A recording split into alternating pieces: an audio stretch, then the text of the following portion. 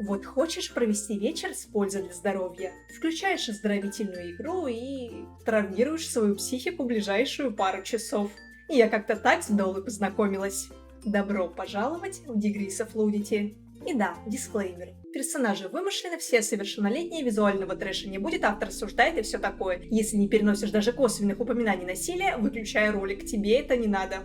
А для всех оставшихся, погнали! Человечество давно убедилось в том, что чтобы провести время с пользой, хорошая графика не обязательно. Не просто же так ее средний уровень в шедеврах японской анимации завис между не таким уж плохим и совсем плохим.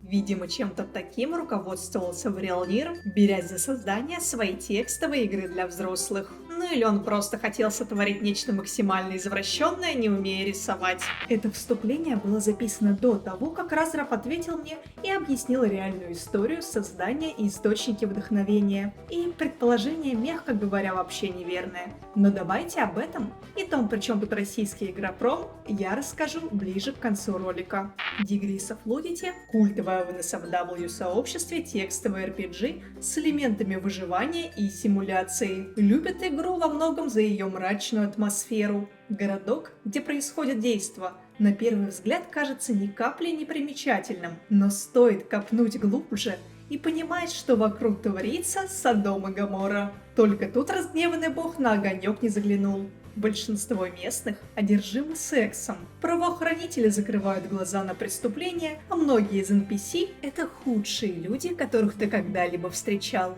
Дол от и до состоит из вещей, за которые букблогеры обычно ругают любовные романы. Абьюз, насилие, стокгольмский синдром, сексуальное отклонение на любой вкус и цвет. Все вариации отношений, в которых ты едва ли захотел бы оказаться в реальности, но вот в игре не просто ж так такие книги популярны. Графики в Degrees of Ludity не то чтобы нет вовсе. Немного твоему воображению все-таки помогут. В самом начале ты создаешь игрового персонажа, которым придется любоваться всю игру. Ведь это самый простой и быстрый способ осведомиться о его самочувствии. Он может быть любого пола, и в фандоме его обычно называют PC. От Player Character.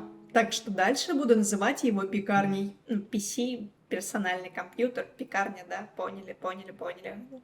Так как мои подписчики в телеге решили, что она должна быть девочкой, дальше буду говорить о пекарне исключительно в женском роде. Еще графически отображается карта города, но и графика присутствует в боях.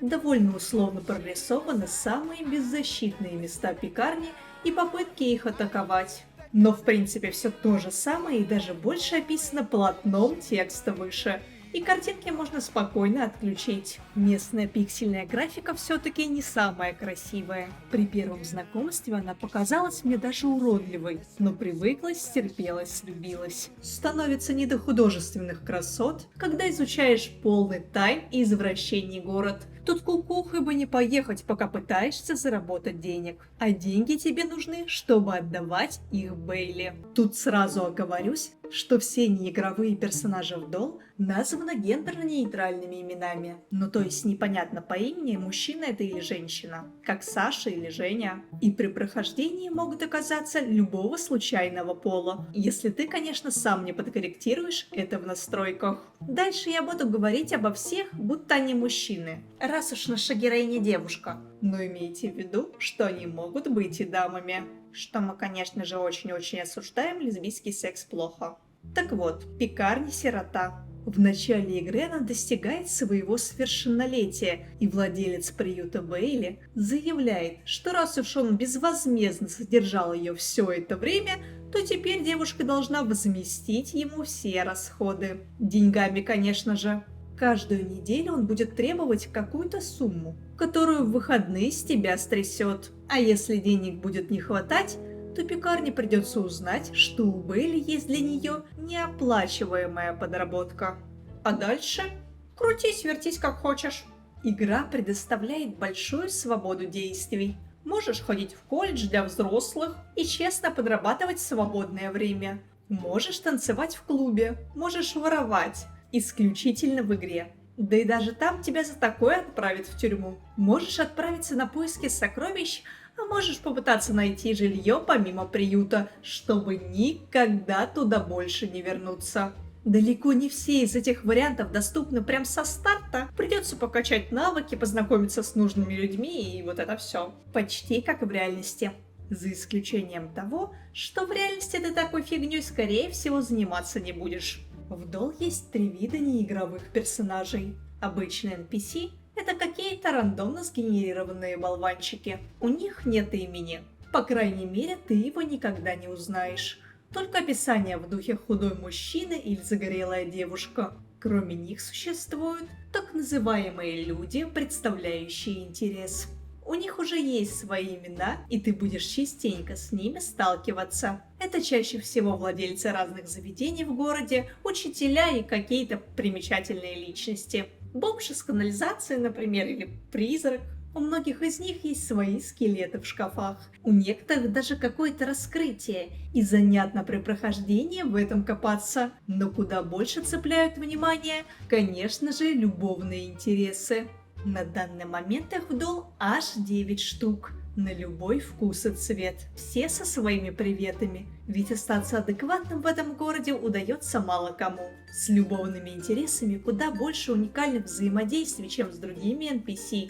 С каждым связаны цепочки личных квестов, лучше раскрывающих персонажей и город.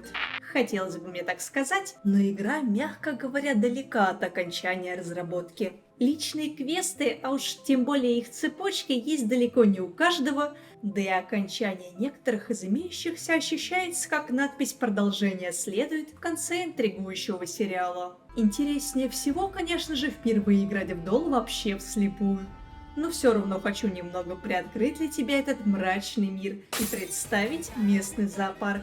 Утром второго дня игры Пекарня встает пораньше, чтобы успеть на учебу. Ходить туда надо, потому что хорошие оценки по учебе очень сильно помогают в жизни. Например, если ты хорошо знаешь английский, ты можешь эффективнее извиняться. Полезно, наверное.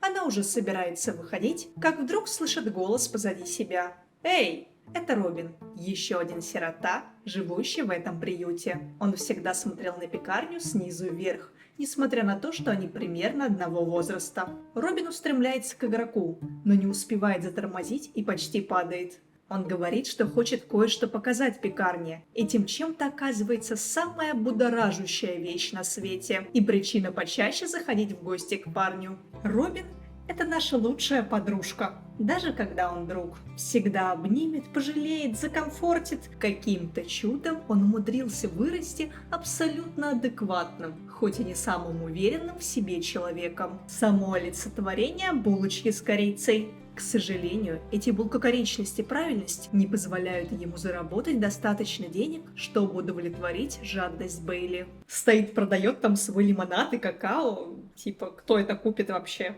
Понятно, почему у него денег нет. И Пекарня, чтобы спасти коробку удовольствий, и друга, конечно, придется денежно за него впрячься. Иначе есть шанс больше никогда не увидеть обоих. Робин проводит Пекарню до колледжа для взрослых. Это значит, что все учащиеся совершеннолетние. Вон, даже на странице игры так написано. И там они разойдутся по своим аудиториям. В какой-то момент кто-то толкает девушку к стене и прижимает ее руки своими. Пекарня оборачивается к обидчику. Им оказывается Уитни, альфа-самец этого учебного заведения.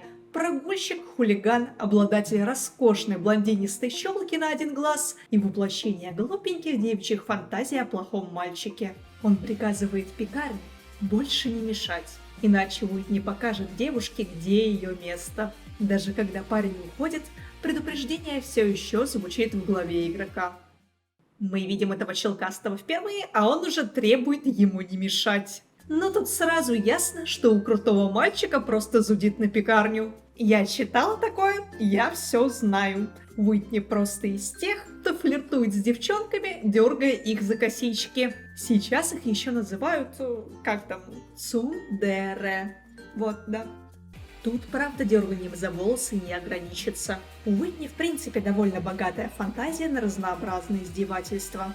Чем выше любовь Уитни, тем больше его нападки похожи на грубый прямолинейный флирт, а в поступках начинает проглядываться специфичная забота. В духе «я не дам ее обидеть, я ее обижу сам», но что есть. Только вот заслужить расположение плохого парня, ой, как непросто. Так что пусть катится к черту. Проблемы с родителями нисколько не оправдывают всю что он творит. Мысленно послав хулигана, пекарня отправляется в кабинет естественных наук. Препод с порога огорашивает всех тем, что через месяц пройдет ежегодная научная ярмарка. И хорошо бы принять участие. Моя пекарня, согласно предыстории, не отличается умом и сообразительностью, но все равно решает поучаствовать из спортивного интереса. После занятия она планирует зайти в библиотеку, чтобы определиться с направлением работы. Но в коридоре происходит что-то, мимо чего пекарня не смогла просто так пройти. Перед ней приземляется рюкзак. Его содержимое, ручки и книги, рассыпаются по всему коридору. Владельца вещей схватили за воротник и толкают к шкафчику. Он пытается пнуть хулигана, но безуспешно. Другие студенты либо игнорируют происходящее, либо наблюдают с удовольствием. Пекарню злит эта несправедливость, и она решает вмешаться. Пекарня резко-дерзко подходит к хулигану и заявляет, что он должен прекратить, ведь издевательство – это неправильно. Хулиган мгновение смотрит на девушку, прежде чем расхохотаться. Он отпускает маленького пацана, заявляет, что не хочет неприятностей и уходит. Пекарня не понимает, что тут смешного, и мы не понимаем. Но какая разница, если своей цели она все равно добилась. Девушка помогает собрать разбросанные вещи и отдает их владельцу. Он, заикаясь, благодарит за спасение. Парниша представляется Кайлором. До этого пекарня думала, что он младше, но теперь видят, что они примерно одного возраста. Просто Кайлор короткий. Парень поворачивается и убегает туда, откуда пришел. Кайлор – это Юна Гасай, только низкая, зеленоглазая и, вероятно, парень. Но точно так же любит таскать за собой большой кухонный нож и беззаветно влюблен в главную героиню. Твой личный крохотный сталкер, который просто не способен принять реальность, где они с пекарней не вместе. Но иногда реальный мир бьет его по башке, крышу сносит, а ухаживания становятся совсем уж кринжовыми. Вообще у Кайлора на данный момент одна из самых насыщенных на события линий среди любовных интересов. Даром, что не окончена. Там и монстры, и культисты, и знакомство с родителями. Медище. Но это все где-то в далеком будущем. Я тут вообще очень форсирую события. В игре ты Кайлора в первую неделю никак не встретишь. Но ради динамичности ролика притворимся, что все окей. Так что пока пекарня лишь пожимает плечами и идет в библиотеку. Она подходит к стойке, чтобы взять книгу. Сидящий за ней парень нежно улыбается. Он, похоже, узнал пекарню. «Доброе утро!» – зевает он. Очки для чтения подчеркивают янтарные глаза и рыжевато-русые волосы, собранные в хвост. Он выглядит переутомленным. На шее висит священный кулон. «Я Сидни. Приятно познакомиться». Девушка вдруг понимает, что тоже его знает. Парень хорошо известен в колледже для взрослых за свою невинную натуру. Прежде пекарня ни разу не заходила в библиотеку. Не было ни желания, ни повода. Все-таки она крутышка-спортсменка, а не книжный червь. Поэтому Сидни объясняет, как работает выдача книг. Надо беречь книги, бла-бла-бла, надо возвращать их вовремя, бла-бла-бла. Сидни вдруг прерывается, когда понимает, что случайно поставил штамп «Просрочено» на собственную руку вместо бланка. Он нервно улыбается, считает это предупреждением. Пекарня не может удержаться от того, чтобы немного пофлиртовать. Она наклоняется к стойке, сокращая дистанцию между собой и парнем, и спрашивает: «Можно я куплю мне форму, которая на тебе? Желательно вместе с тобой». Флирт героини частенько на грани фола. Привыкай. Сидни уставляется на девушку, дважды моргает, а затем вскакивает с места. «Если тебе нужна униформа, то сейчас я...» Он замирает, наконец осознав, что пекарня сказала. Краснеет и падает обратно на свое место. Сидни святоша. Он посвященный местный храм, так что каких-то извращений можешь от него не ждать. Не положено. Да Сидни о них и не думает. Он постоянно занят то в библиотеке, то в церкви, то в магазине игрушек своего родителя, если ты понимаешь, о каких я игрушках. И пекарня может оставить все как есть, а может капельку подпортить парня и увести его с верного православного пути на путь греха и разврата. А там, в тихом омуте черти водятся.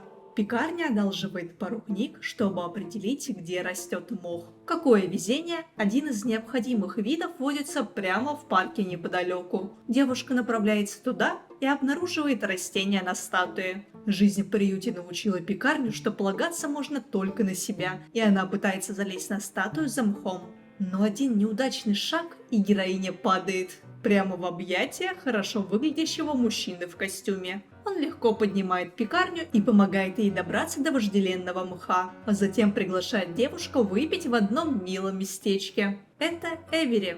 И он наш шуга-дэдди. Приглашает пекарню на свидание в лакшери места и хорошо платит, если она вежлива и послушна. Никакой любви, исключительно деловые отношения. С такими акулами, как Эвери, только так. Пекарня вежливо отказывает приглашению едва знакомого мужчины. Ей сегодня нужно в еще одно место за мхом успеть. А именно в церковь.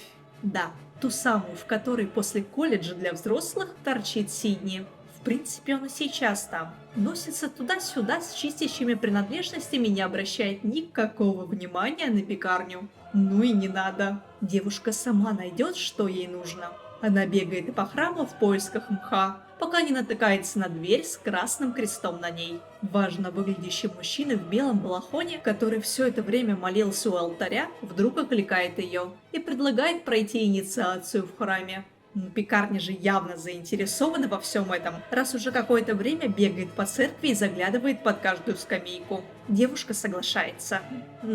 Хуже все равно ведь не будет. Правда, когда ей пытаются всучить защитный пояс, вежливо отказывается. Ладно, если б подарили, но за деньги покупать такое, не. Их и так на жизнь не хватает. Мох в итоге находится на вершине башни. На этот раз пекарня, помня о случае в парке, все же сразу просит о помощи. Хватает розовый мох и драпает поскорее из церкви. Ей в этом месте не по себе. Внимание! Твои лайк и коммент спасут ролик от алгоритмической смерти. А если ты еще и подпишешься, расплачусь от счастья. Церковь находится недалеко от леса, так что девушка решает немного побродить там в поисках мха для проекта. Пурпурный должен находиться где-то у лесного озера, а оно, как подсказывает пекарня интуиция, находится в лесу. Стоит зайти немного дальше, и вдалеке слышится вой. Девушка наслышана о группе квадроберов, что носятся по лесу и представляют, что они волки. Так что обещает себе быть как можно осторожнее. Черный волк – главарь группы косплееров-энтузиастов, увлеченных новомодным спортом. Умеет делать рррррр и у. На этом, в общем-то, все. Можно подружиться с его братанами и тоже бегать по лесу, пугать грибников. Не осуждаю ничьи увлечения. Зайдя дальше, пекарня замечает следы ботинок и разбросанные гильзы. Совсем близко слышится выстрел. Как-то подозрительно многолюдно в этом лесу. Девушка пугается и решает притаиться, и тихонечко возвращается назад. На сегодня поисков мха с нее хватит. Вот мучается. А могла бы на пляже измерять для проекта. Неправильно все делает. Иден охотник, живущий в уединении в лесной хижине. Суровый отшельник, презревший городскую суету и посвятивший себя выживанию. Вот только несмотря на всю суровость, ему все равно не хватает любви и тепла. Как же одинокому неразговорчивому мужчине с ружьем найти спутницу жизни? Ну что вы. Конечно же, представить холодный твердый предмет к спине потенциальной дамы сердца и нежно, шутя, прошептать ей на ушко. «Теперь я тебя поймал. Не сопротивляйся. Ни одна не устоит». Если что, я сейчас шучу. Никогда так не делай. Даже если ты мускулистый, одинокий лесник. Не надо. Пекарня без проблем добирается до дома. На ближайшую неделю у нее 2 цели. Найти оставшийся мох для научного проекта и поспрашивать о подработке. деньги сами с собой в кошельке не появятся. На следующий день пекарня подбивается к компании студентов, собирающихся пойти к лесному озеру. Оказывается, это довольно популярное место среди молодых людей. Пекарня почти жалеет, что не может присоединиться. Увы, она здесь не за этим. Девушка обшаривает берег и лезет в воду. Ныряет, а там руины. И мох, конечно. Пекарня тянется за ним, но вдруг видит красивую бледную фигуру. «Жесть, я сегодня не выспалась», — думает пекарня, хватает мох и поскорее уплывает. Она без понятия, что это было, но явно ничего хорошего. Последний мох находится где-то в море. Девушка решает, что с нее на сегодня хватит плаванья. Она дожидается, пока студентата примется уходить, и выходит из лесу вместе с ними. Гулять одной по нему больше не хочется. Болтая с ребятами, пекарня узнает, что на ближайшей к городу ферме требуется помощник. Работы лучше для атлетичной девушки не найти. Так что на следующий день пекарня ловит попутку и отправляется навстречу заработкам. Она надеется, что на ферме будут милые пушистые кролики. Но жизнь разочаровывающая штука. Никаких кроликов, лишь свиньи, кони и трава. Много травы. Из-за курятника напротив фермерского дома появляется человек, несущий сено на плече. Он обещает пекарне скоро подойти к ней, относит поклажу в сарай и возвращается к девушке. У него рыжие волосы, и он примерно одного с пекарней возраста. Несмотря на это, она никогда не видела его в своем колледже для взрослых. Утерев пот со лба, парень спрашивает: «Чай или кофе?» Алекс фермер, и этим в принципе все сказано. Деревенский парниша из большой дружной семьи вылетел из родного гнездышка и пытается как-то сводить концы с концами на своей безубыточной ферме. Только вот бизнесмен из него не Эвери. Да и сосед вечно пытается подгадить. У фермеров тут жесткая конкуренция. Слабаки не выживают. В общем, развитие отношений с Алексом напрямую связано с развитием его фермы. Чем больше помогаешь, тем выше любовь. Алекс проводит экскурсию и рассказывает, с чем девушке предстоит помогать за скромную оплату. Пекарня залипает на загорелые мускулистые руки парня и уже воображает их будущих детей. Они будут сильными и подтянутыми, как их родители, и уж точно не окажутся в детдоме, как когда-то пекарня. Короче, героиня поняла, что за работу на ферме от Алекса она будет получать меньше, чем стоит добраться от города до фермы. Так что как-нибудь в другой раз, рыжий приятель. Раз уж она проделала такой долгий путь, пекарня хочет немного прогуляться и подышать свежим фермерским воздухом. Она идет по полю от жилых домов, пока не натыкается на табличку «Опасность. Не входить». Если кто-то не хочет, чтобы туда ходили, то там точно есть что-то интересное. Пекарня игнорирует предупреждение и шагает в вересковую пустошь. Она гуляет и размышляет о том, что расти на ферме Алекса немного другая трава, он бы озолотился. Как вдруг замечает вдали человеческую фигуру. Но то, что сперва показалось человеком, вдруг расправляет крылья и взмывает в воздух. На сегодня интересности с пекарней хватит. Пора домой. Великий ястреб, он же Гарпия, он же крылатый птицы-мальчик, он же Хоукс, персонаж моей геройской академии. Очень крутой, очень его люблю, вот. Там такая драма, когда он Твайса убил, ой... Простите за спойлеры. Вдол завязывает с геройской деятельностью и живет на болотах. Ищет спутницу жизни, интим не предлагать. Вот мы со всеми и познакомились. Если никто из потенциальных романтических интересов не привлек твое внимание, не беда. В игре и без этих ребят есть чем заняться. Получить проклятие призрака, сесть в тюрьму за воровство, превратиться в кошка-девочку, ну или доделать уже проект для научной ярмарки. Моей пекарне как раз осталось найти лишь один мох. Это была не самая приятная прогулка. Я долго думала, как подать тебе весь этот хаос. И в какой-то момент решила, пусть центром будет научный проект с мхом. У него есть цель, локации, завершение, в общем, сюжет. А еще он дается в самом начале и не требует разбираться в лоре, как раз для ролика. На тот момент мне оставалось найти всего 2 мха. Один у озера, второй в канализации. Но я, будучи гением, села записывать футажи в 2 ночи, увидела слово «море» и повела бедную пекарню плавать. Да, это из тех идей, что кажутся шикарными в полудреме, а утром ты такой: что за я творила? Отсюда все пошло по котячьим лапкам. В Дол у героини есть шкалы травмы и стресса. Большую часть времени, если ты адекватный человек, ты не хочешь, чтобы они повышались. Повышаются они чаще всего во время битв. Ты еще не забыл, что Дол это RPG? Ну, то есть тут есть битвы, прокачка статов и вот это все. Они являются важной частью геймплея, так что, думаю, самое время рассказать о их основах. На середине ролика, да.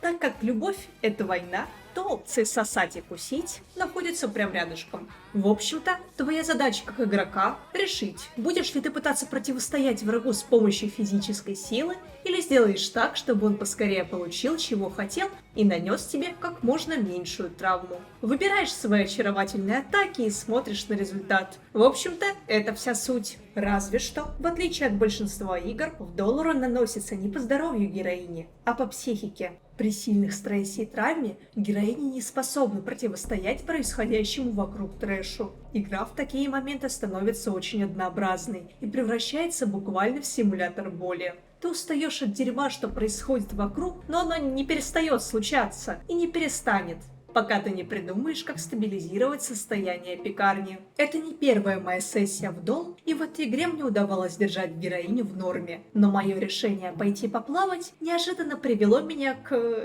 чему-то такому. Давай подробности я расскажу на бусте. Для ютуба большая часть происходящего — это too much. Если коротко, то героиня успела поплавать на пиратском корабле, оказаться одета в собачий ошейник, получить жесткий выговор, встретиться с одной нетривиальной личностью в канализации и, да, все-таки найти мох. Иронично, потому что в итоге я наткнулась на него совершенно случайно, когда уже оставила попытки найти. Но судьба любит иронию. Стоило мне подумать, что я просто хочу загрузить последнее сохранение и сбежать от плохого состояния не совсем честно, как мне попадается он. И все. Я больше не могу так сделать, потому что все слишком хорошо закольцевалось. Мне будет о чем рассказать в ролике и все такое. Только вот все еще нужно вывести героиню из ситуации, которую никакими цензурными словами не описать. Вначале я сказала, что Врелнир просто хотел сотворить нечто максимально извращенное, но это очень поверхностный взгляд. Я никогда не была фанатом развратного контента, а жестокость не так уж выделяет Дол на фоне других подобных игр. Более того, в игре ведь есть далеко не только извращения. Здесь есть истории, прописанные персонажи, множество действительно милых, светлых или забавных моментов. Разве хоть что-то из этого существовало бы, если бы целью были исключительно извращения? Но что тогда?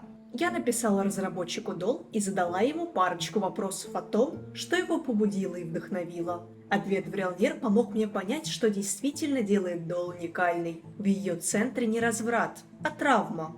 Сперва она растет медленно, почти незаметно, а потом бац, галлюцинации, бессонница, отсутствие воли. Ты начинаешь совершать то, что в нормальном состоянии человек обычно не сделал бы, лишь бы избавиться от травмы и хоть немного прийти в себя. Во время поисков лишайника в море из-за своей ошибки и беспечности я довела пекарню до отвратительного состояния. Я не испытывала похоть в этот момент, нет, я испытывала лишь желание сбежать. Дол об избегании травмирующих событий. Поэтому так сложно рассказывать о ней на платформе, которая всячески избегает того, чтобы хоть немного травмировать или огорчить своих пользователей. Дегрис of Nudity началась с одной единственной сцены – нападения в спальне. Целью было справиться с ситуацией, получив как можно меньшую травму. Тогда эта шкала заполнялась куда быстрее, чем в текущей версии игры. Когда выяснилось, что боевая механика работает, разработчик решил развить эту идею. Ему хотелось создать игру с открытым миром, где механика травмы оказалась бы в центре. Сочетание постоянного чувства опасности и гнетущей атмосферы с ощущением свободы. Вдохновением для Врелнира стали японские развратные игры на RPG Maker. Он играл в них во всратном машинном переводе. Ради аутентичности я все скрины из игры в таком духе перевела для ролика. Надеюсь, ты оценил мои старания. Из японских игр разработчик позаимствовал мрачную обстановку, но с островками света и милым юмором. И в Дол действительно, на удивление, много милых моментов для такой игры. Очень внезапно, но вдохновением послужили не только японские игры, но и русские, да. В какой-то момент Врелнир наткнулся на русские игры на QSP. Quest Soft Player Это движок для создания текстовых квестов, который оказался особенно популярен в русскоязычном сообществе. Из них он почерпнул структуру игры, ту самую текстовость. Последним кусочком стала игра Free Cities. Она ни капли не похожа на Doll, но ее разработчик тоже начинал с нуля, без опыта в программировании. Это вдохновило Врелнир попробовать, заставило поверить, что он сможет создать игру, используя тот же Java фреймворк, что и чувак, создавший Free Cities. И будем честны, уже меня вдохновляет пример Врелнир, создавшего собственный настолько захватывающий проект буквально из ничего. Это просто невероятно круто. Тем более, что я, как думаю, и многие любители игр, всегда грезила созданием собственной. Вот такие необычные источники вдохновения у Doll. Теперь ты знаешь, что идеи можно черпать вообще откуда угодно. Возможно, когда-нибудь я услышу, как какой-нибудь другой разработчик скажет: «О, я случайно узнал о Degrees of Ludity на YouTube и заинтересовался. Это отличается от того, чем я обычно увлекаюсь, но она вдохновила меня на что угодно, что бы этот воображаемый разработчик не решил создать». В ролике я делала упор на хихоньки и хахоньки, но на деле Doll одна из тех игр, что могут реально фрустрировать и изматывать. Поэтому еще раз повторюсь, что игра не для всех. Особо впечатлительным людям, детям, беременным и собакам не советую. И вообще по факту никому не советую. Не играйте в это. Но для самых рисковых добро пожаловать в город. Его тайны вас заждались. А если тебе интересно, что с научным проектом, то пекарня его выполнила, но забыла посетить саму научную ярмарку и представить его там. Зато она знает, что точно победила бы, если бы пришла. А вот на сегодня и все. Заходи в мою телегу, там уютного. Если богат и щедр, то можешь поддержать меня на Бусти. Там ролики выходят раньше и без цензуры. Все ссылки в описании. Огроменное спасибо тем, кто уже отблагодарил меня своими кровными. Это дает мне мотивацию и силы продолжать. Спасибо за просмотр и пока!